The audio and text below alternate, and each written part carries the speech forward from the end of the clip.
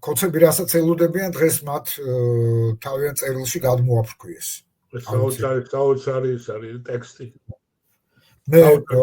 მე გამიჭირდება მაგისი ესე თქვა სიტყვასიტყვისგან გადმოცემა, მაგრამ არა, ნუ გასაჭიროა ჯერ ესე. ხო, ნუ იდეა ამ ტექსტის არის ის, რომ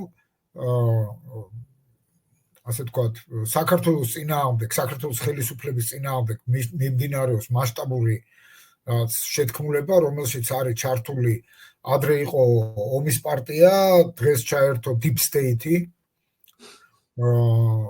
სიღრმისეული სახელმწიფო, რაღაცნაირად გაათანაბრეს ეს ორი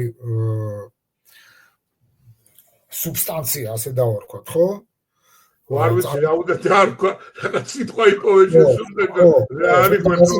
პირობითად დავარქვათ, ხო, ესე წარმოსახვითი სუბსტანცია, ესე იგი გლობალური ომის პარტია და Deep State-ი აღმოაჩინეს კოცებმა, რომ თურმე რესპუბლიკურ პარტიაშიც ინფილტრირებული არიან ეს ომის პარტია / Deep State-ის ტიპები, რომელთა კაფეო წარმომადგენელი ყოფილა ჯო ვილსონი.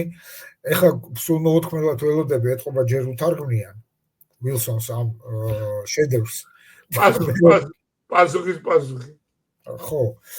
ნუ ეს არის რაღაც წარმოუდგენელი ბოდვა, რომ გლობალური შეთქმულება არსებობს, მაგრამ ყველა ბოდვაში არის თავისი რაღაცა მარცვალიც, ხო? მაგალითად, ამ ბოდვის ერთი მნიშვნელოვანი და თვალსაჩინო ნაწილია, რასაც ადრე მინიშნებით ამბობდა ოცნება, ეხლა ღიად თქვეს, რომ თურმე უკრაინა 2014 წლამდე იყო დამოუკიდებელი, ანუ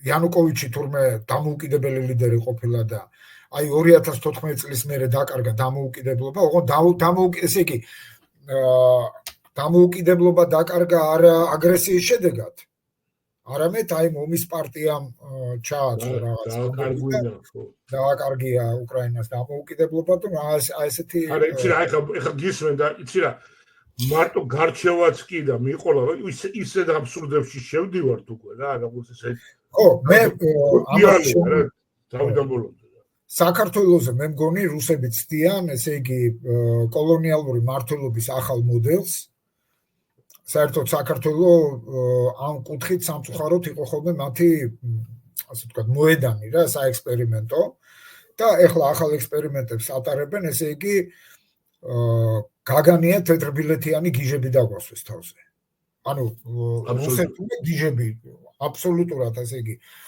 გონება დაცლილი ოღონდ ეს არანაირად არ აკნინებს მათგან მომავალ საფრთხეს პირიქით მე მინდა რომ ყველამ გავიაზროთ რომ ეს სასაცილო გიჟები არ არის. ესენი ბოროტი კლოუნები არიან უფრო და მე მინდა რომ ეს ყველამ კარგად გავიაზროთ, იმიტომ რომ იმავე ტექსტში, რომელიც დღეს გამოაქვეყნეს, არაორაზროვანი მუქარა არის. ყველა იმის მიმართ, ვინც უბრალოდ გაივლებს კიდეც კრიტიკას ამ რეჟიმის მიმართ.